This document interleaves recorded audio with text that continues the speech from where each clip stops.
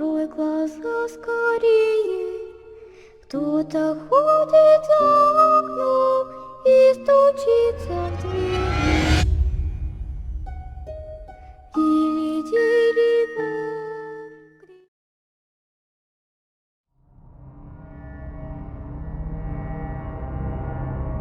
Recientemente, he podido ver fantasmas. Bueno, llamarlos fantasmas sigue siendo un poco exagerado.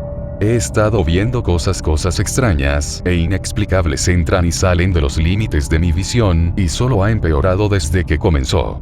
Al principio no pensé mucho en ello, hasta que se volvió lo suficientemente serio como para pensar en ello. Empezó hace unos 3 meses. Al principio, eran solo luces y electrodomésticos que se encendían y apagaban solos, secciones de las habitaciones se volvían extrañamente frías y los objetos alrededor de mi casa giraban solos, a veces incluso se caían de las mesas y encimeras. Como cualquier persona en su sano juicio, al principio simplemente lo descarté o lo justifiqué por el viento o algo así. Sin embargo, después de que ya no podía mirar hacia otro lado sobre el asunto, comencé a expandir las posibles explicaciones.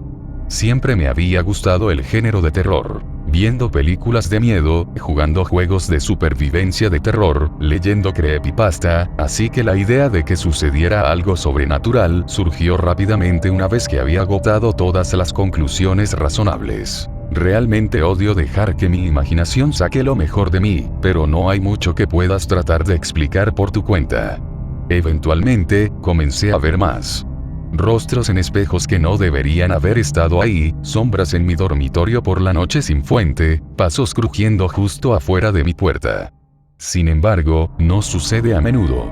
Aproximadamente una vez a la semana, sucederá algo que solo puedo describir como raro. Todavía no puedo decir si me asusta o no. He oído hablar de personas que experimentan las mismas cosas que yo, pero se sienten reconfortadas por todo. Supongo que sería como tener compañía todo el tiempo, del tipo que no te importa tener. Es un pensamiento dulce, pero simplemente no me siento así. Los acontecimientos tampoco me asustan particularmente.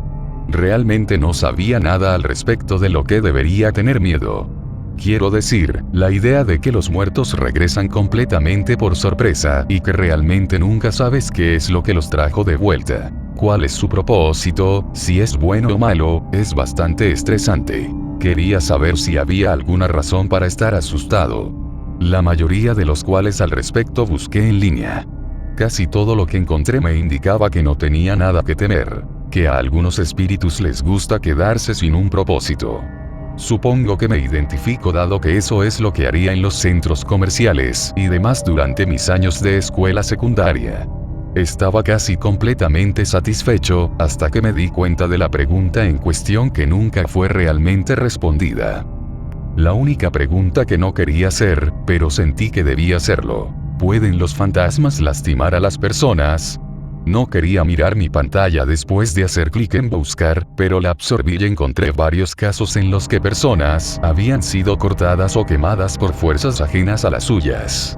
Me sentí realmente aliviado al descubrir que este fenómeno se había explicado médicamente en una colección de varios trastornos y enfermedades raros, pero todo parecía demasiado fácil. Quiero decir, ciertamente no podrías explicarlo todo. He visto casos especiales en los que se le daría un diagnóstico a un paciente con pistas mínimas solo para mantener al paciente tranquilo o incluso solo por la falta de comprensión del médico. Mi punto es, ¿qué pasaría si algo les sucediera a esas personas que no pudiera ser explicado por la ciencia médica y todos hubieran acudido a las fuentes equivocadas? Era una posibilidad que no estaba lista para descartar. Las respuestas a mis preguntas se fueron desvaneciendo hasta que escribí una pregunta aún más aterradora e importante. ¿Pueden los fantasmas matar personas? Tenía la esperanza de estar dirigiéndome a un territorio más improbable al preguntar si los fantasmas podrían ser capaces de asesinar cuando encontré mi respuesta. Escribo esto como información que todos deberíamos tener en cuenta. La mayoría de los fantasmas, para quienes pueden verlos, son inofensivos, incluso amistosos. Hay un pequeño porcentaje de casos en los que las personas han resultado dañadas por cortes y moretones menores e invisibles, como máximo. Luego hay un porcentaje aún menor dentro de ese grupo que responde sí a mi pregunta. Espíritus, fantasmas, como los llames, no solo pueden matar, sino que han matado antes. Mientras examinaba un motor de búsqueda tras otro para tales casos, encontré una lista. Era una lista de espíritus conocidos que habían matado varias veces cada uno y que han sido considerados los fantasmas más peligrosos que aún acechan en este mundo. Voy a compartir contigo hoy toda la información que pude recopilar sobre los más letales entre ellos para que puedas evitar convertirte en uno de ellos. Una vez vivió una hermosa joven a principios de 1700 en el corazón del pantano. Tenía el pelo largo y negro como el cuervo y los ojos verdes más brillantes que atrapaban a cualquier hombre al que miraba. Esta mujer construyó su hogar en un pantano del sur de Luisiana. Sus padres la habían abandonado en ese pantano local a una edad temprana, porque cosas extrañas comenzaron a suceder a su alrededor. Temiendo por sus propias vidas, la abandonaron, esperando que desapareciera por completo. En cambio, ella vivía de la tierra y aprendió a manejar ese ecosistema en particular lo suficiente como para beneficiarse de sus recursos. No solo era hermosa, sino también peligrosamente inteligente, a pesar de que nunca recibió la educación adecuada. Al valerse por sí misma durante tanto tiempo, se sintió consolada por vivir sola. La mujer se dedicó a recolectar todo lo que pudo de los exploradores o cazadores de la zona que habían dejado atrás sus pertenencias por razones desconocidas. Disfrutaba aprendiendo todo lo que podía sobre la civilización normal con lo que encontraba en el pantano, especialmente libros e instrumentos musicales. Ella amaba los libros. Ficción, no ficción, a ella no le importaba. La mayor parte del tiempo, ni siquiera podía notar la diferencia entre los dos, creyendo que había un mundo maravilloso y mágico fuera del suyo. ¿Qué tiempo suyo que no lo pasaba leyendo? Lo pasaba haciendo música con los instrumentos que encontraría abandonados por sus antiguos dueños dentro de los confines de la ciénaga. La pandereta era un favorito personal de la joven, pero también le gustaban la trompeta y el tambor. Un día, la mujer se encontró con un solo libro entre su pantano. Era solo un libro, uno mucho más grande de lo que jamás había visto, pero no había ningún paquete, tienda de campaña o equipo de ningún tipo cerca, como si eso fuera lo único que alguien había dejado atrás. La mujer creía que todo lo que quedaba en su pantano era suyo por derecho y se llevó el libro a su casa. Durante los siguientes días, todo lo que hizo fue leer ese libro. Era un libro de hechizos, uno usado por los aquelarres paganos de esa época, y era el único objeto que permanece con ella en el más allá.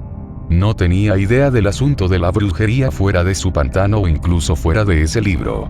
Lo que leía de él día tras día cantaba hasta su alma.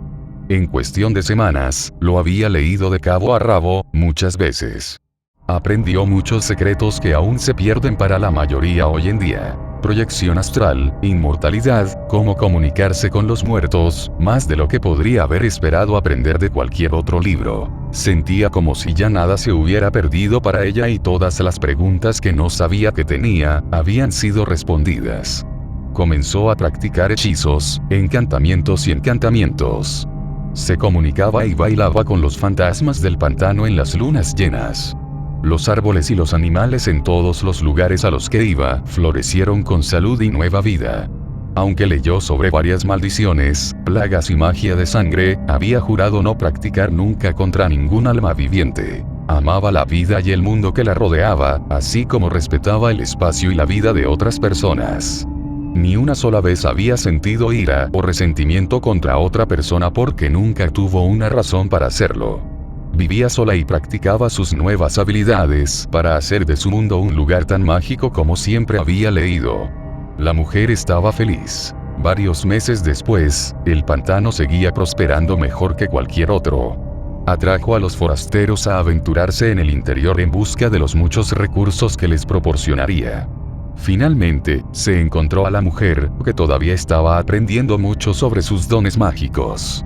Las noticias sobre una bruja que vive en el pantano, a pocos acres de la ajetreada ciudad de los padres de la mujer, se difundieron rápidamente.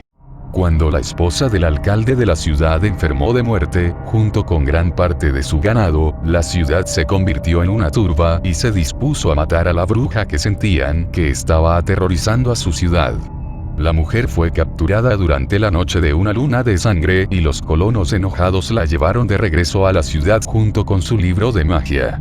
La mujer gritaba y suplicaba mientras los hombres y mujeres del pueblo la ataban a un poste encima de una gran pila de palos y pasto seco, con el libro arrojado a sus pies. Poco después, la mujer comenzó a murmurar encantamientos en voz baja, confirmando a todos que en verdad era una bruja.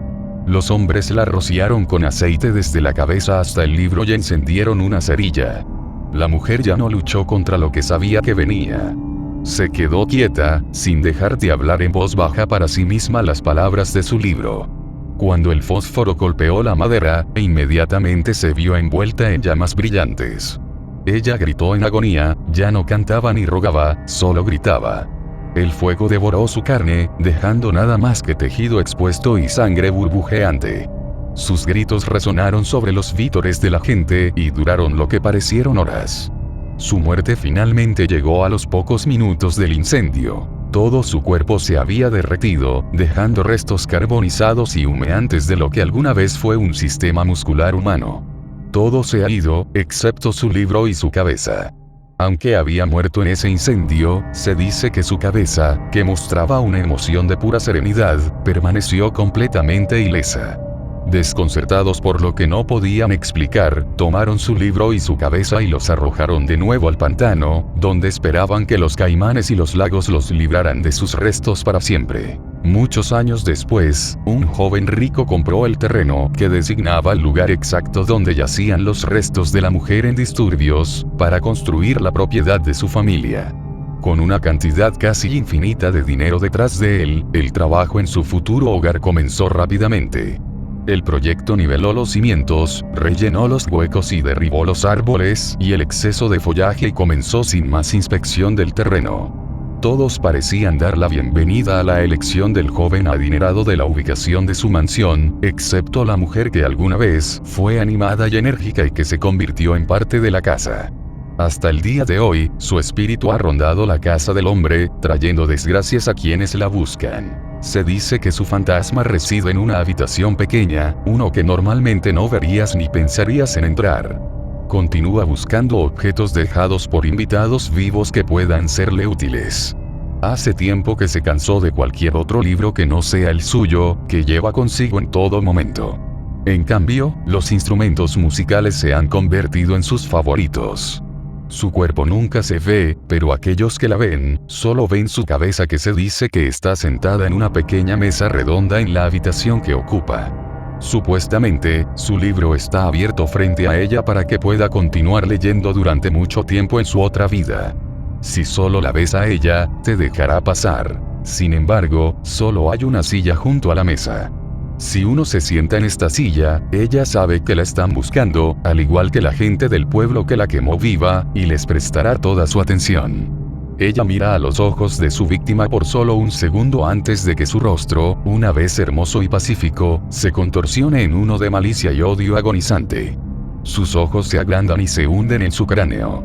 Su boca se abre imposiblemente ancha, estirando la piel de su cara hacia atrás hasta el punto de desgarrarse y rasgarse, y grita inhumanamente fuerte. Cualquiera que esté sentado en la silla acaba de pasar el punto en el que todavía podría haber salido con vida.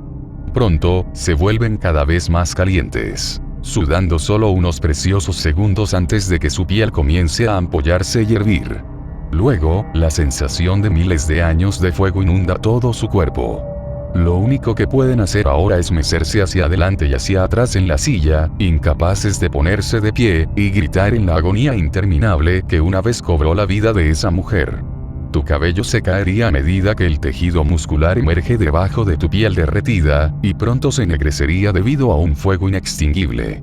Aquellos que la desafían, mueren poco después de este punto, pero continúan ardiendo hasta que lo que queda, se convierte en polvo que pronto es arrastrado hacia donde lo lleven los pasillos ventosos, para nunca más ser visto. Número de víctimas estimadas. 4. Nombre del fantasma. Eleanor Leota Tombs alias Madame Leota. Había una vez un hombre, un caballero de todos los tiempos, que vivía en las afueras de su ciudad natal con su adorada esposa.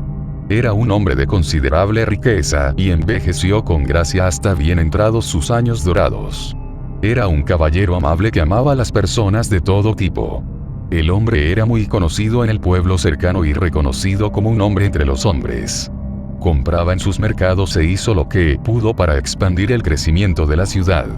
Le encantaba retribuir a la comunidad en lugar de acumular su éxito financiero para sí mismo. Su esposa lo amaba tanto por esa misma razón. Tenía la casa y el marido que quería. Todo eso parecía ser suficiente para ella, aunque a diferencia de su marido, nunca salía de casa. Todos querían mucho al hombre, a su esposa, y casi tanto a su casa. Tenía la casa que todos a su alrededor querían. El hombre a menudo organizaba fiestas y reuniones para la gente del pueblo en su casa. Su esposa cocinaba las comidas más asombrosas utilizando los suministros e ingredientes que su esposo había comprado una vez a sus invitados, mientras que el hombre daba recorridos por las muchas habitaciones y pasillos de su casa. La única habitación que le encantaba mostrar era su sala de retratos, donde había recopilado y enmarcado algunas de las pinturas más asombrosas que jamás había comprado de los muchos artistas de la ciudad.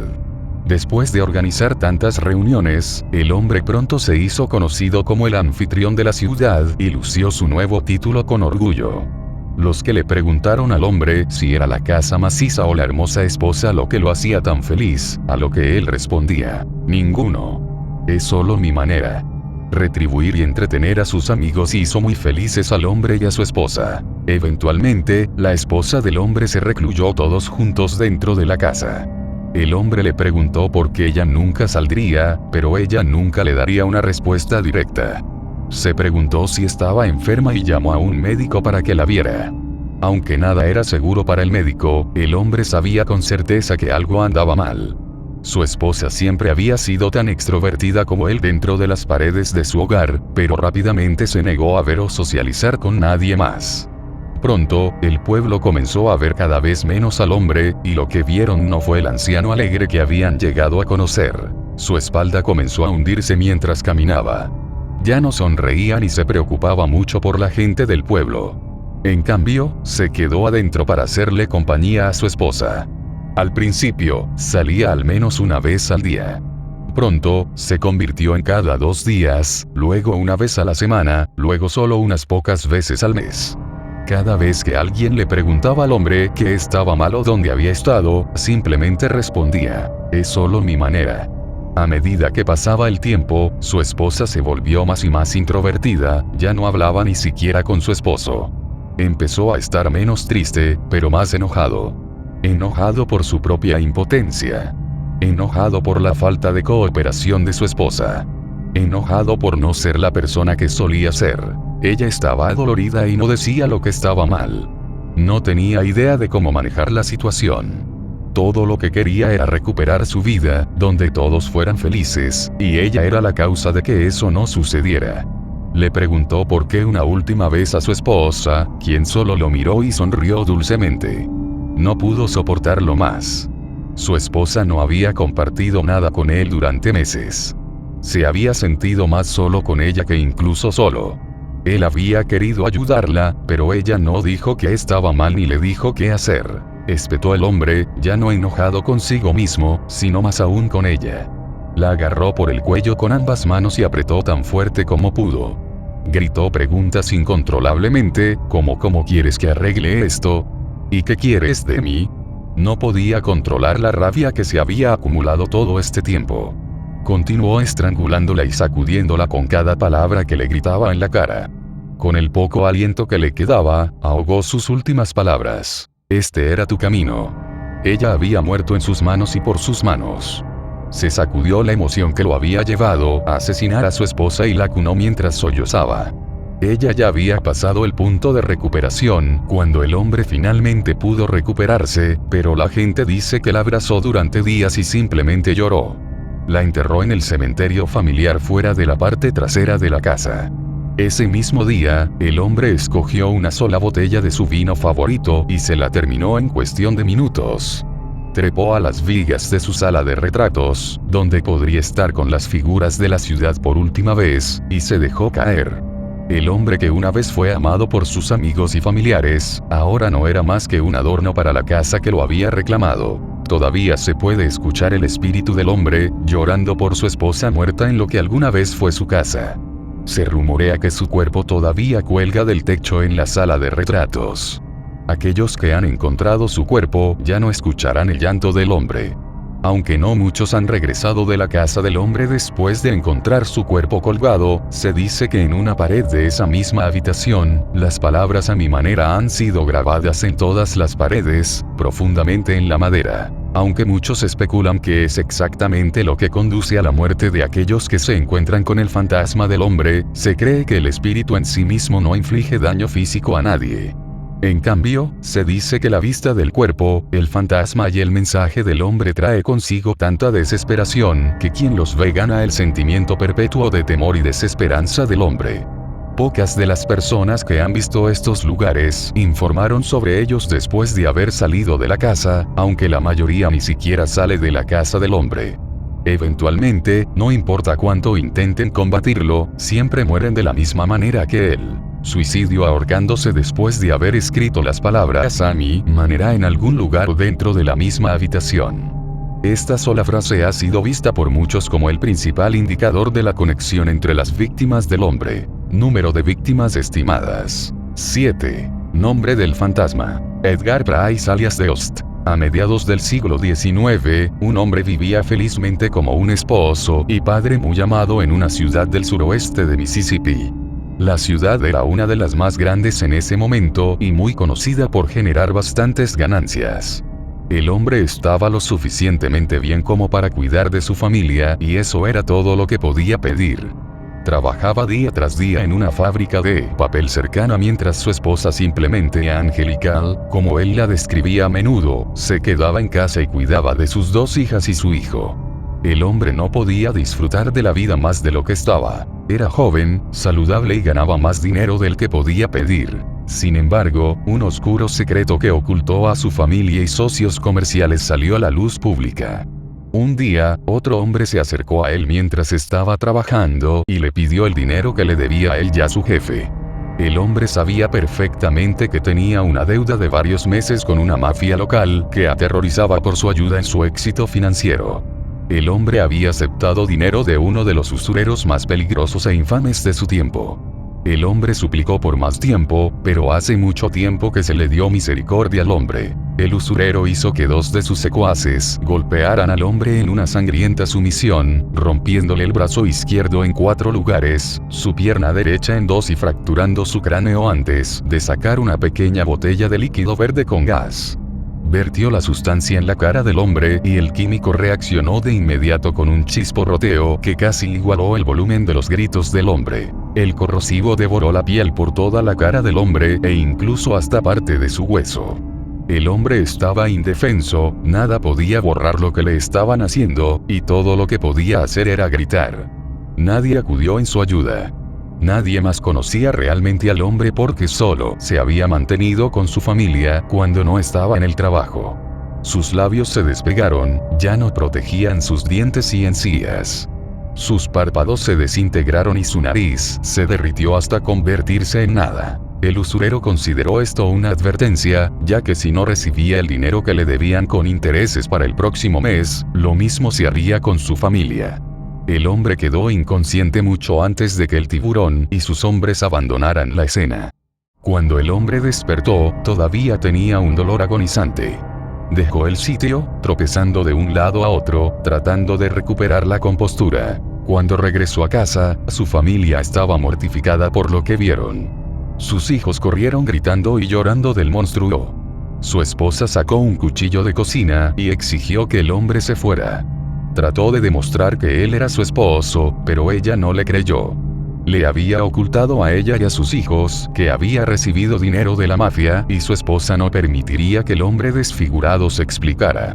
La mujer estaba preparada para matar al hombre, sin importar cuánto le había suplicado que él era su marido. Sin poder hablar claramente con su esposa, no había nada que el hombre pudiera hacer más que irse. Dejó atrás a su esposa e hijos, nunca los volvió a ver después de ese día, solo agarró su abrigo, su bastón y su sombrerera al salir. Ya no tenía su dinero ni su casa. No podía permitirse la operación que necesitaría para vivir tanto como antes. ocultando la cabeza bajo el abrigo y el sombrero de copa, apoyándose en el bastón sobre la pierna herida y con solo la sombrerera para guardar sus pertenencias, se dirigió hacia el sur. Muchas millas en su viaje, decidió refugiarse en una casa lo suficientemente grande como para esconderse hasta que pudiera descubrir qué hacer a continuación. No sabía si debía proteger o advertir a su familia del inminente usurero o comenzar una nueva vida en otro lugar. Por primera vez en su vida, el hombre estaba completamente perdido y no tenía a dónde ir, nada que hacer y nadie con quien estar. Se las arregló para entrar en la casa con bastante facilidad.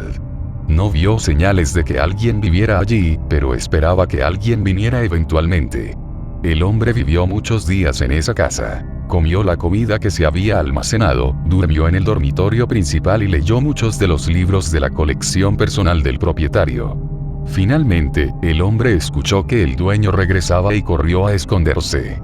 Encontró una puerta abatible y una escalera que conducía a un ático y decidió esconderse allí para esperar a que el dueño se fuera. Pasó varias horas en ese ático, se acurrucó junto a un perchero y lloró. El hombre extrañaba a su familia y estaba avergonzado de su cobardía. Sabía que compartirían el mismo destino espantoso que él y no podía hacer nada más para detenerlo. Lloró y lloró hasta que se abrió la puerta del ático. El hombre se quedó en silencio y observó al dueño de la casa subir al ático. El hombre entró en pánico. En una furia borrosa de defensa, el hombre recogió un trozo de vidrio roto y apuñaló al propietario en la parte posterior de la rodilla justo cuando pasaba por donde el hombre se escondía. El dueño cayó al suelo gritando mientras el hombre continuaba apuñalándolo brutalmente. El hombre miró al dueño desangrándose por todo el piso del ático cuando una idea cruzó su mente ya retorcida. El hombre agarró al dueño por el cabello y le apretó la cabeza con el puño. Hundió el fragmento de vidrio en el interior debajo de la mandíbula del propietario. El propietario lanzó gritos ahogados y tosió la sangre que se derramó en su boca y garganta cuando el hombre cavó el fragmento de vidrio alrededor del contorno de su rostro, arrancando cada pulgada cuadrada de piel adherida. La sangre empapó la ropa de ambos y el dueño se revolvió, pero estaba tan indefenso como el día en que el hombre perdió la cara. Tallar la piel alrededor de la boca y los ojos del hombre fueron los toques finales, cuando el hombre dejó caer el fragmento de vidrio y empujó al dueño frenético a un lado, haciendo gárgaras con sus gritos a través de sangre aún más espesa y oscura. El hombre levantó el rostro del dueño hasta donde solía estar el suyo, pero sobre sí mismo. Sintió el lado cálido y todavía ensangrentado contra su músculo y hueso expuestos. Lo formó alrededor de sus ojos y alrededor de su boca y lo lamió para sellarlo. El dueño gateó por el suelo y encontró el fragmento de vidrio. A ciegas, lo recogió y se arrastró lo más rápido que pudo hacia el hombre, cortándole la garganta en el primer golpe, mientras el hombre admiraba su nueva apariencia. El propietario continuó apuñalando al hombre mucho después de que finalmente muriera. El hombre permitió que el propietario se vengara, riéndose cuando el fragmento de vidrio atravesó su piel, porque el hombre estaba contento con la muerte bajo su nueva identidad. Los espíritus de estos dos hombres todavía se echan en la misma casa, pero solo se sabe que el del hombre todavía toma vidas. ¿Cómo sabemos esto? Aparecerá en cualquier lugar de la casa, pero se le ve especialmente en el ático desde el exterior. Recoge dolorosamente los rostros de sus víctimas antes de matarlos. Nunca sabrás cuándo estás cerca de este fantasma, pero mientras estés en la misma casa, nunca estará lejos. Si te elige a ti, sentirás dolores agudos y punzantes en todo el cuerpo. Es posible que no lo veas entonces, pero no habrá nada que puedas hacer para mantenerte con vida en este momento. Continuará apuñalándote hasta que dejes de moverte por completo. Solo puedes esperar que lo que ya se ha hecho sea suficiente para matarte, porque entonces sentirás que cada nervio debajo de la piel de tu cara se desgarra. Sentirás que se despega y se rasga tan fácilmente como el papel.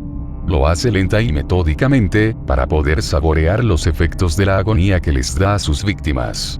Se dice que lo último que ves si eres capaz de sobrevivir tanto tiempo es su larga e insidiosa sonrisa y sus amplios ojos de color blanco puro que te miran fijamente a través de tu propio rostro. Almacena todas las caras que colecciona y nunca las tiene fuera del alcance de su mano.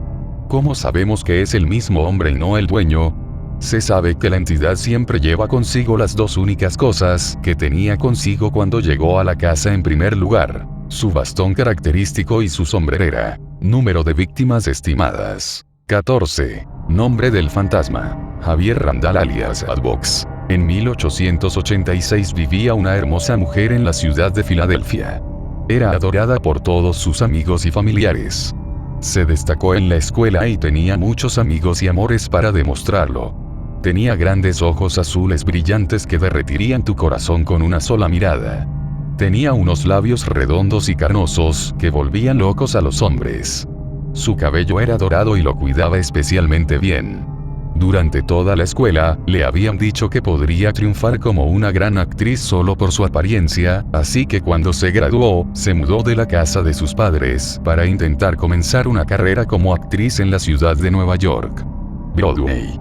Estaba más que segura de que se convertiría en la próxima cara nueva en conquistar el mundo, ya que a lo largo de su vida todos le dijeron lo hermosa que era y, lo que era más peligroso, ella lo sabía. La gente hablaba de la mujer como si su aspecto rivalizara con el de la propia Cleopatra.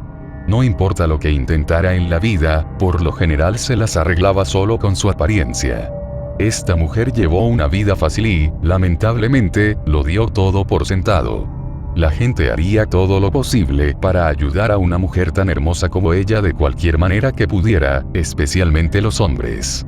Esta mujer llegó incluso a convertirse en un espectáculo en un escenario real de Broadway, y pronto otro y otro. Eventualmente, ella era todo de lo que los directores de casting podían hablar. Todos los espectáculos querían verla cantar, bailar y mostrar su excepcional belleza. Sus padres le habían dado dinero más que suficiente para vivir sola mientras trabajaba en la Gran Manzana, a pesar de que tenía un ingreso decente. Hacía tiempo que había perdido el contacto con sus cariñosos padres, aparte de que todavía les cobraba dinero de manutención. Eventualmente, la mujer comenzó a ver la ciudad de Nueva York y el negocio en el que se había metido como una trampa viciosa y superficial por lo que es. Después de varios años de llevar el estilo de vida emocionante y acelerado de una actriz, la vida fácil que había mimado a la mujer durante tanto tiempo pronto se volvió menos atenta. Aunque seguía siendo una de las mujeres jóvenes más hermosas que jamás había aparecido en el escenario, ya no era la única. Lo que una vez se le entregó en bandeja de plata ahora necesitaba trabajo y la mujer malcriada no conocía el trabajo. La mujer exigió cosas de los demás, especialmente de aquellos que creía que eran menos atractivos que ella. No sintió la necesidad de hacer una audición para papeles como actriz y creía que solo se los deberían ofrecer. Cuanto más envejecía, menos encantadora se volvía su rudeza inmadura. La gente empezó a prestarle cada vez menos atención. Comenzó a tener menos trabajo como actriz, lo que provocó que sus facturas ingresaran más de lo que salían y, por una vez, no supo qué hacer. Un día, la mujer vislumbró a un hombre en la audiencia de uno de sus espectáculos. Ver teatro en vivo en Broadway era para los lugareños o para los ricos. Afuera del teatro en la noche de cierre de la última producción en la que actuó, comenzó a hablar con el hombre, quien no podía hacer nada más que adorar lo hermosa y talentosa que era. El hombre era de fuera de la ciudad y la pareja pasó los siguientes 2 días haciendo turismo, haciendo un picnic en Central Park, comiendo en los mejores restaurantes y pasando el mejor momento de sus vidas. Antes de que el hombre estuviera a punto de salir de la ciudad para regresar a casa, la mujer le confesó su amor y él accedió a llevársela con él. La mujer dejó todo y a todos los que conocía en Nueva York y se mudó con este joven rico. Muy poco tiempo después, se casaron y las conversaciones sobre hijos ya estaban en camino. El hombre estaba tan feliz con su nueva novia que fue al mejor joyero que pudo encontrar y le compró el collar de perlas más caro que tenían. La mujer los amaba casi tanto como amaba su nueva vida. Sin embargo, solo unos meses después de su boda, el esposo de la mujer sufrió un trágico y fatal accidente. La mujer le informó al sheriff que su esposo había sido asesinado justo después de su noche de luna de miel. Cuando la policía llegó al lugar, encontraron el cuerpo del hombre solo en un charco de sangre. La cabeza del hombre había sido cortada y colocada a pocos metros del muñón empapado de carmesí al que una vez estuvo unida. El hombre, junto con su cabeza, fueron enterrados en el cementerio familiar. La mujer mostró muy poca preocupación por su esposo y, en cambio, procedió a vivir del dinero que había heredado de él. La policía nunca sospechó que la esposa, que les informó del asesinato, sería capaz de tal crimen, y nunca se encontró al verdadero asesino. Se concluyó que el arma era un instrumento pequeño, afilado y contundente. Uno que habría tenido que ser balanceado muchas veces para cortar completamente el cuello de un hombre de la forma en que encontraron a la víctima. Poco después, la mujer tenía todo sobre su difunto esposo, incluso un pequeño hacha recién limpiada que había sacado de su cobertizo de herramientas poco antes de que lo encontraran asesinado, escondido en los rincones oscuros del ático de su nueva casa. La mujer vivía bien con el dinero de su marido y hasta cuidaba muy bien de su casa. Después de un tiempo, reunir todas las pertenencias de su esposo se volvió aburrido y la mujer ansiaba más emoción. Decidió salir y atraer a otro hombre rico como su próximo esposo. Poco después, llegó el siguiente hombre y se mudó a la casa de la mujer después de vender la suya por una buena ganancia. El hombre amó a la mujer y le compró un collar de perlas aún más caro que el de su último marido. Poco después de casarse, él también se enfrentó a una terrible tragedia. Después de que la mujer invitó a su nuevo esposo al ático, recuperó su viejo hacha y golpeó al hombre en el cuello. Incluso después de que él cayera, ella continuó golpeando al hombre con el hacha, derramando su sangre por todas las paredes y el techo. El hombre ya no podía gritar por la cantidad de sangre que salía de su boca mientras su esposa continuaba cortando su garganta. Después de que le desconectaron la columna vertebral, el hombre seguramente estaba muerto, pero la mujer continuó terminando el trabajo, cortando la cabeza por completo. La mujer recogió todo lo que su nuevo difunto esposo le había dejado y lo enterró también en el cementerio contiguo al anterior. En el lapso de 3 años, se cavaron 2 tumbas más junto a la de ellos. La mujer acababa de recibir su quinto y más caro collar de perlas. Tenía más dinero y riquezas extravagantes de lo que jamás podría haber esperado. Mantuvo su vestido de novia pulcro y limpio, el mismo que le heredó su madre y que siempre había usado en todas sus bodas. Su último marido ya había tenido un hijo, un niño adulto, de su anterior esposa que había muerto a causa de una enfermedad. El niño había pensado que el matrimonio entre la mujer y su padre estaba ocurriendo demasiado rápido para ser genuino y sospechaba que la mujer solo buscaba su dinero. El niño fue a su casa el día después de que el hombre se mudara y lo buscó. Después de escuchar un sonido peculiar proveniente del ático, subió a investigar y vio a la mujer, todavía con su vestido de novia, cortando el desastre sangriento que una vez fue su padre. El niño entró en un pánico furioso. Abordó a la mujer y le quitó el hacha de la mano. Luchó contra la mujer, pero ya era demasiado tarde para salvar la vida de su padre. Él hundió la hoja del hacha en su pecho alegando que un demonio tan despiadado como ella no se merece uno. Cortó su pecho, atravesando su caja torácica y desgarrando el pecho de la mujer. La sangre empapó el vestido de novia de la mujer cuando el niño desgarró cualquier tejido o músculo que se interpusiera en su camino. Él metió la mano en su pecho. El niño se puso de pie y miró lo que le había hecho a la mujer. Se agachó y sacó el anillo de bodas que su padre le había dado de su dedo y lo arrojó por la ventana del ático. Quería que esta mujer no tuviera nada que ver con su padre. Empujó el cuerpo de la mujer en un baúl cercano. Todo lo que se sabe es que el último esposo de la mujer descansa en el cementerio familiar junto a los demás. En cuanto a la mujer, su cuerpo nunca fue recuperado y aún yace en el baúl en el ático. El niño había escondido el corazón de la mujer en otro lugar del ático, no en el baúl con ella. El niño, sin embargo, se encontró con su propia muerte en esa misma habitación por razones desconocidas. Hasta el día de hoy, se dice que la mujer busca desesperadamente su corazón para volver a sentir el amor. Hasta entonces, solo siente odio y la necesidad de las pertenencias de los demás. Su espíritu ha sido visto por la ventana de la habitación en la que murió, todavía sosteniendo el hacha con la que había tomado tantas vidas. Solo puede encontrar a esta mujer en el ático de su casa una vez. Si ves su espíritu, vendrá a ti tan hermosa como siempre lo ha sido. Ella te devolverá la sonrisa más amable y acogedora que podrías pedir. Ella mostrará todo lo que ha coleccionado a lo largo de los años y te hará sentir reconfortado. Aquí es cuando necesita dar la vuelta inmediatamente y marcharse. Si te quedas, se dice que escucharás los latidos fuertes y rítmicos de su corazón latiendo en algún lugar de la habitación, fuera de su alcance. Después de que ella haya desaparecido de tu vista, entonces reaparecerá ante ti en un espejo, contorsionada y grotesca como el alma atormentada ahora te ha capturado. Verás su belleza desvanecerse en el verdadero monstruo en el que se había convertido. Verás su vestido de novia goteando sangre y sentirás su aliento frío golpeando la nuca. Apreciarlo entonces, porque después, ese es su próximo objetivo.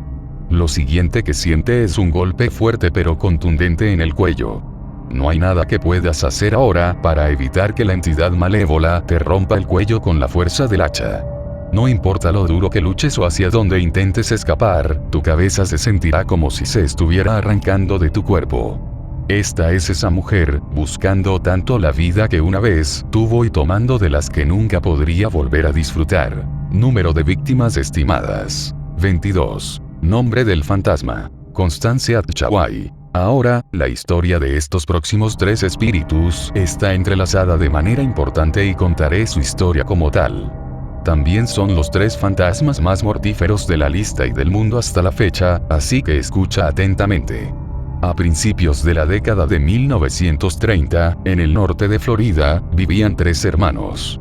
Vivían como una familia muy unida y la devastación de la Gran Depresión solo los acercó más. El hermano menor, de 24 años, era larguirucho, pálido y, aunque siempre fue muy animoso, el niño sufría de un caso peligroso de anemia. El hermano del medio, de 27 años, era el más fornido de los 3. Era conocido por su familia como el más leído y poseía un amplio conocimiento de muchas materias, especializándose en varios campos de las ciencias humanas. El hermano mayor, de 30 años, era, curiosamente, el más bajo. Trabajó en estrecha colaboración con su padre en una línea de montaje de Ford y llevaba consigo una gran cantidad de vello facial largo y despeinado. Poco después de la caída de la bolsa de valores, su padre se estaba enfermando gravemente y sus finanzas habían sufrido graves recortes desde que perdió su trabajo. La familia ya no podía pagar la atención médica que necesitaba su padre. Su madre no trabajaba, aunque ahora administraba todo su dinero. Les quedaba el dinero justo para ayudar a su padre a obtener el tratamiento que necesitaba para su enfermedad o para que uno de los hermanos fuera a la escuela. La familia ya no podía pagar la atención médica que necesitaba su padre. Su madre no trabajaba, aunque ahora administraba todo su dinero. Les quedaba suficiente dinero para ayudar a su padre a obtener el tratamiento que necesitaba para su enfermedad o para que uno de los hermanos fuera a la escuela. La familia ya no podía pagar la atención médica que necesitaba su padre. Su madre no trabajaba, aunque ahora administraba todo su dinero. Les quedaba suficiente dinero para ayudar a su padre a obtener el tratamiento que necesitaba para su enfermedad o para que uno de los hermanos fuera a la escuela. Los 3 hermanos no querían nada más que ayudar a su padre, mientras que el padre quería que el más brillante de los 3 fuera a la escuela. La respuesta quedó clara y fue el último deseo del padre que el hijo del medio persiguiera sus sueños de convertirse en cirujano. Aunque todos pasaron mucho tiempo afligidos por la pérdida de un padre y un esposo, todos en la familia apoyaron al hijo del medio, quien luego deseaba trabajar para encontrar una cura para la enfermedad que se había cobrado su padre, además de ayudar a muchos otros como pudo. Ahora, lo que hace que esta historia sea tan subjetiva es que nadie está completamente seguro de los nombres de estos 3 hermanos. Se sabe más comúnmente que el hijo del medio fue referido como el viajero porque viajaba a una escuela fuera del estado y le encantaba hacer turismo cuando era niño. Se vistió lo mejor posible para la escuela, poniéndose el abrigo y el bombín de su padre. La escuela era nueva y emocionante para el hermano del medio. Le encantaba aprender nuevos temas además de ampliar sus conocimientos de anatomía y medicina. Después de 2 años de extenso entrenamiento médico, el viajero se tomó un descanso y regresó a casa. El hermano menor había sucumbido a una rara enfermedad, uno que aumentó su crecimiento y metabolismo casi más de lo que su cuerpo podía soportar. Era increíblemente alto y delgado. No podía ganar una cantidad saludable de tejido muscular y en la mayoría de las áreas de su cuerpo se podían ver sus huesos abultados a través de su piel. Su cara, costillas y brazos eran solo algunas de esas áreas. Sus ojos se agrandaron y se hundieron en su rostro. Sus labios se abrieron más e hicieron que su sonrisa fuera mucho más prominente e inquietante. Era totalmente capaz, aparte de una debilidad física general y una dificultad para respirar ocasional. Debido a su ingenuidad infantil, no era nada que le preocupara. Sin embargo, sus hermanos lo vigilaban con atención. Aunque su nombre también fue olvidado con el tiempo. Desafortunadamente, sin embargo, el viajero se quedó sin gastos cuando la escuela aumentó su matrícula mucho más de lo que podía pagar, y tuvo que regresar a casa sin una educación adecuada. Poco después, el hijo menor comenzó a mostrar signos de enfermarse aún más. El estrés había pasado factura a su madre, que había saltado a su muerte desde un puente local. Los hermanos estaban desconsolados y perdidos. Ninguno de sus padres les dejó dinero para vivir y el mercado laboral era casi inexistente. La familia estaba entonces casi sin ideas sobre qué hacer por dinero o necesidades. Poco después, mientras leía sobre el fin de la prohibición y el inicio de la guerra, el hijo mayor tuvo una idea. La idea era simple: que él y sus hermanos se convirtieran en corredores y cerveceros ilegales. Era una idea lo suficientemente buena para ellos y pensaron que no tenían nada más que perder. No podían creer que los tiempos se hubieran vuelto tan desesperados, pero estaban dispuestos a hacer cualquier cosa para cuidarse unos a otros. Eventualmente, surgió un problema. Tenían que vender el modelo T familiar y no tenían con qué ejecutar su producto. El hijo mayor reflexionó sobre la desesperación de su familia antes de admitir una solución drástica a su problema, aunque no estaba lo suficientemente orgulloso como para compartirlo con su familia. Salió una noche y dio un largo paseo por un camino particularmente solitario. Después de unas 3 horas de caminata, se preparó para lo que estaba a punto de hacer. El hermano levantó el pulgar y esperó a que pasaran los coches. Poco después, los faros lo iluminaron y un modelo redujo la velocidad para detenerse junto al hombre. El conductor se dirigía a su casa con su esposa y sus 2 hijos. El hermano no perdió el tiempo. Sacó un revólver y le disparó al hombre en el centro de la cara. La esposa y los niños salieron frenéticamente del automóvil mientras el hermano empujaba los restos ensangrentados de su amado a la carretera sucia. Se derrumbaron en sollozos sobre el cuerpo del hombre y desaparecieron detrás del hermano en la oscuridad total mientras él se alejaba con su modelo. El hermano no respondió ninguna de las preguntas de sus hermanos sobre el auto y pronto se dieron por vencidos y aceptaron lo que ahora era suyo. Pronto, el hermano mayor traía varios autos diferentes por noche y finalmente llegó al punto en que pudieron arreglar un auto realmente genial para hacer que su brillo funcionara bien. Su negocio de brillo funcionaba bien, pero el hermano mayor no podía guardar su secreto por mucho más tiempo y les contó a sus hermanos de dónde venían los autos.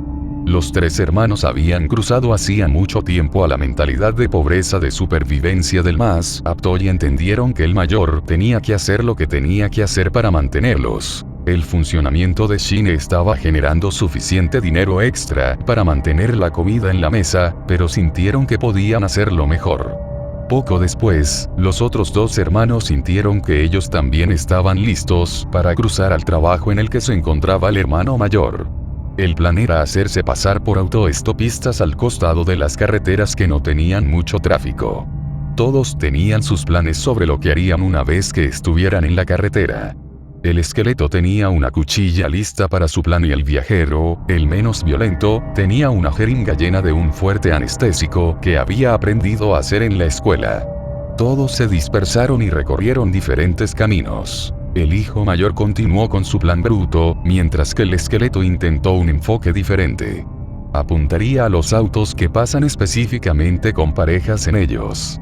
Mantuvo el pulgar en alto y esperó la oportunidad de mostrar finalmente a sus hermanos mayores lo que podía hacer. Una vez que alguien se detuviera para recogerlo, se sentaría específicamente detrás del conductor.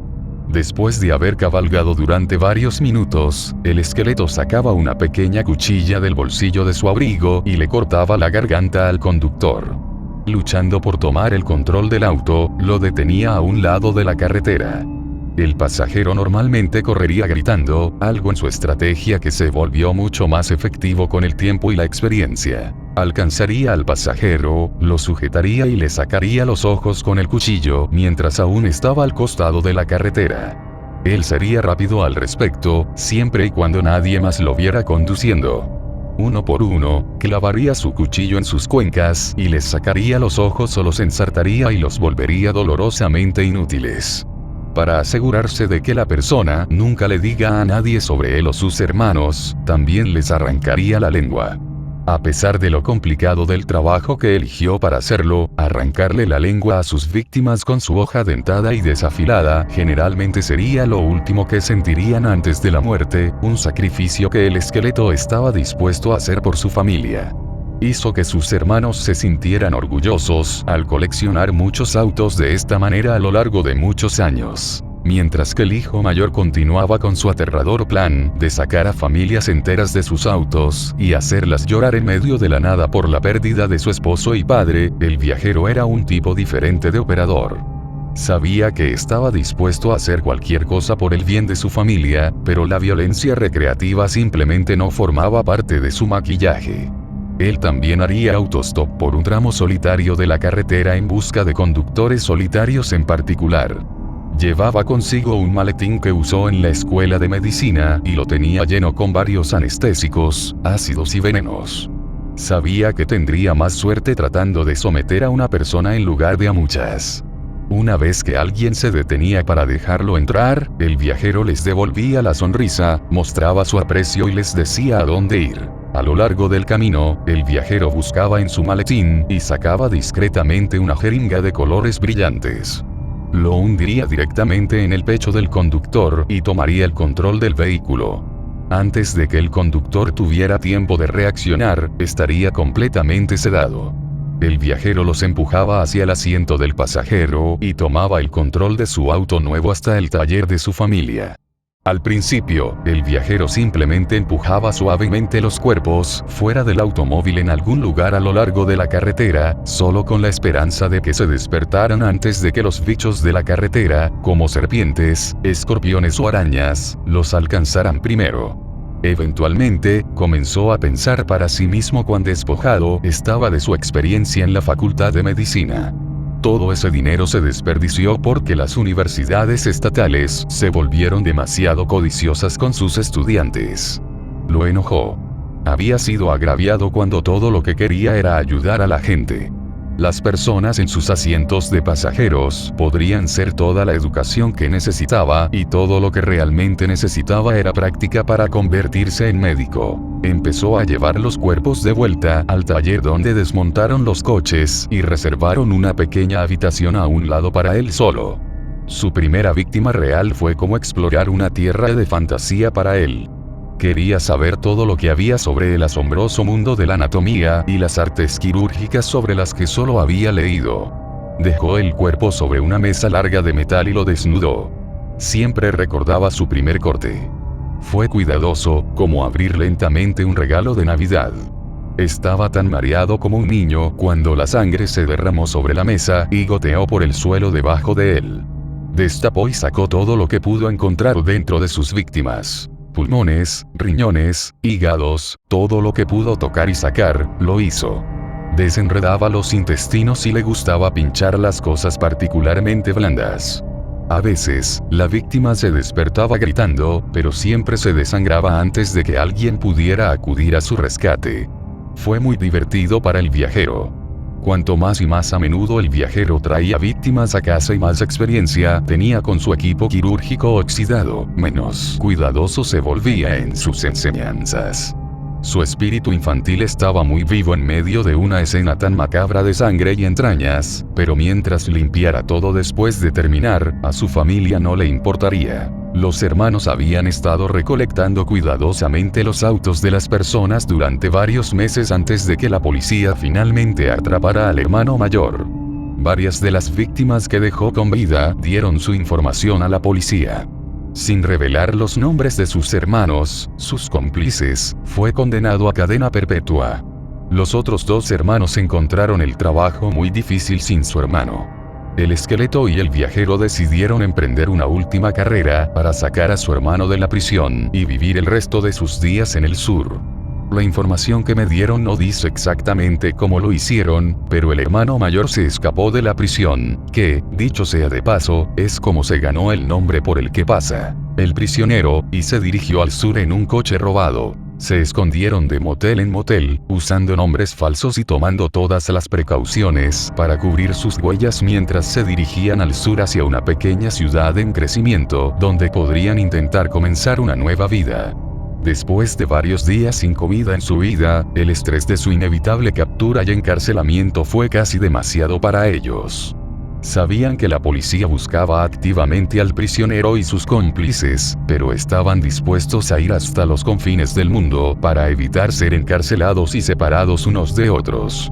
Impulsados por pura adrenalina, se precipitaron por una carretera vacía con la policía acercándose en su camino y donde quiera que terminaron es donde tuvieron que esconderse. Después de agotar todos los recursos que tenían en su carrera final, el trío abandonó su automóvil al costado de la carretera y corrió hasta que se encontraron con un cementerio. Sabiendo que la policía estaría en el sitio en cuestión de segundos detrás de ellos, y no siendo capaces de hacer todo el camino hasta el pueblo a solo unas millas de donde se habían averiado, los hermanos no perdieron tiempo en sopesar las pequeñas opciones que tenían. Tenía y saltó una valla grande alrededor del cementerio en el patio trasero de una mansión gigante. En el interior, irrumpieron y se escondieron dentro de un mausoleo. Sin embargo, nadie sabe con certeza qué les sucedió después de eso. Hay rumores que apuntan a que vivieron en esa jaula de piedra todo el tiempo que pudieron antes de morir de hambre. Otros dicen que se habían muerto de miedo por lo que vieron dentro del mausoleo. Los cuerpos de los hermanos nunca fueron encontrados y nunca más se los había visto con vida desde entonces. Me repito para la mayor importancia. Estos tres fantasmas, el viajero, el prisionero y el esqueleto, son los tres fantasmas más mortíferos del mundo. Solo hay un camino en América que pasa por el cementerio en el que pasaron sus últimos momentos. Ya sea de día o de noche, si pasas por ese cementerio, los estás invitando, atrayéndolos. No pueden resistir la tentación de deshacerte de lo que no pueden tener. Estos fantasmas no se limitan a un lugar en particular como una casa. Estos espíritus son mucho más impredecibles y versátiles. Si conduce por esta carretera en cualquier momento del día, verá a alguien haciendo autostop al costado. Hagas lo que hagas, no los recojas. Puede ser malo para cualquier persona que solo esté buscando honestamente un aventón, pero no vale la pena correr el riesgo. En este punto, la única esperanza que tienes es pasarlos y mirar en tu espejo retrovisor. Si todavía los ve en el reflejo fuera de su automóvil, está a salvo. Si no, significa que te han elegido a ti como su viaje. Si este es el caso, salga inmediatamente del automóvil. Arrástrelo tan pronto como pueda y déjelo allí para siempre. Si no haces esto, te convertirás en su próxima víctima. Dependiendo de cuántas personas haya en su automóvil, dependerá de qué hermano tendrá que viajar con usted. Si conduce con otra persona en el automóvil, estará a merced del esqueleto. Si está conduciendo, verá que quien quiera que esté sentado en su asiento de pasajero de repente lo mira. Incluso si no miras hacia atrás, sabes lo que verás. Cuencas manchadas de sangre y una mandíbula vacía caída sin vida será su expresión. En el momento en que lo reconozca, sentirá una carrera de liberación fría a través de su cuello. En el momento en que su automóvil se estrelle, usted y su pasajero ya estarán muertos. Si conduce con una familia y no presta atención a las advertencias de los autostopistas, su muerte será simple a manos del prisionero. Rápida, silenciosa, la nada llenará tus pensamientos mientras tu cabeza se queda boquiabierta con un agujero del tamaño de una pelota de tenis en la parte delantera y trasera que repentinamente se estrellará contra el volante y el auto se disparará contra todo lo que se interponga en su camino, eliminando lo que sea ya quien sea que esté con él. Si estuviera conduciendo solo, también podría haber estado caminando desde el principio. El viajero solía ser alguien con compasión y misericordia mientras estaba vivo, pero una vez que es un pasajero en tu auto, encuentras comportamientos muy diferentes en él. Al principio, sentirás náuseas hasta el punto de querer detenerte para vomitar, pero no lo haces porque no puedes. Solo empeorará a partir de ahí. Su nariz comenzará a sangrar y tendrá una sensación de gorgoteo en el estómago. Comenzará a toser sangre y su visión se volverá borrosa. Intenta detenerse, pero el viajero no lo deja. Le gusta viajar contigo mientras practica su oficio. Tu pecho, espalda y estómago sentirán un dolor enorme porque lo que hay dentro de ti se está reorganizando. Toserá más y más sangre cada vez que comience a perder el control muscular y las funciones corporales básicas.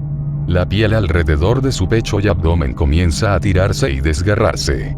Pronto, la sangre cubrirá tu regazo y tu asiento cuando veas el desorden sangrante y palpitante justo debajo de tu ropa empapada de sangre. Pero no te preocupes. La muerte no está mucho más allá de este punto, así que no habrías sufrido por mucho tiempo. Aún así, prefiero simplemente salir, dejar mi auto y caminar a casa. Toserá más y más sangre cada vez que comience a perder el control muscular y las funciones corporales básicas. La piel alrededor de su pecho y abdomen comienza a tirarse y desgarrarse. Pronto, la sangre cubrirá tu regazo y tu asiento cuando veas el desorden sangrante y palpitante justo debajo de tu ropa empapada de sangre. Pero no te preocupes. La muerte no está mucho más allá de este punto, así que no habrías sufrido por mucho tiempo. Aún así, prefiero simplemente salir, dejar mi auto y caminar a casa. Toserá más y más sangre cada vez que comience a perder el control muscular y las funciones corporales básicas. La piel alrededor de su pecho y abdomen comienza a tirarse y desgarrarse. Pronto, la sangre cubrirá tu regazo y tu asiento cuando veas el desorden sangrante y palpitante justo debajo de tu ropa empapada de sangre. Pero no te preocupes. La muerte no está mucho más allá de este punto, así que no habrías sufrido por mucho tiempo. Aún así, prefiero simplemente salir, dejar mi auto y caminar a casa. He sufrido durante demasiado tiempo. Número estimado de víctimas colectivas: 41. Nombre de los fantasmas: el viajero, el esqueleto, el prisionero, también conocido como los autostopistas. Espero que esta lista te ayude en algún momento. Dios no permita que te encuentres con una de estas cosas. Realmente trato de que no me asuste, pero con todo lo que ha estado pasando, prefiero estar asustado que muerto. Esto ciertamente no es un desafío o una invitación para probar los rumores de estos fantasmas, ya sea que creas en ellos o no. Son peligrosos y no les importa cuáles sean tus creencias personales. Aunque profundice un poco más en estos casos y, por desalentador que sea, necesito que consideres esta observación. Todos estos casos se basan en el sur de Luisiana y en torno a una sola casa, la misma casa para cada uno de ellos. Lo que significa que solo hay un lugar donde encontrarás cualquiera de estos espíritus. El ático, el cementerio, la sala de retratos, todo está conectado.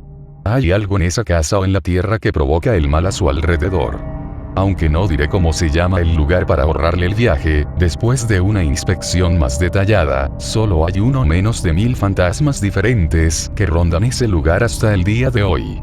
No estoy dando más detalles específicos que los que ya se han establecido porque nadie, especialmente cualquiera de ustedes que haya leído esto hasta el final y sepa claramente los peligros que presentan, debería acercarse a esta casa. La casa ha estado oculta al público desde que comenzaron los accidentes y solo necesita ser visitada, observada o incluso pasada por alto nunca más. Solo recuerda tener cuidado.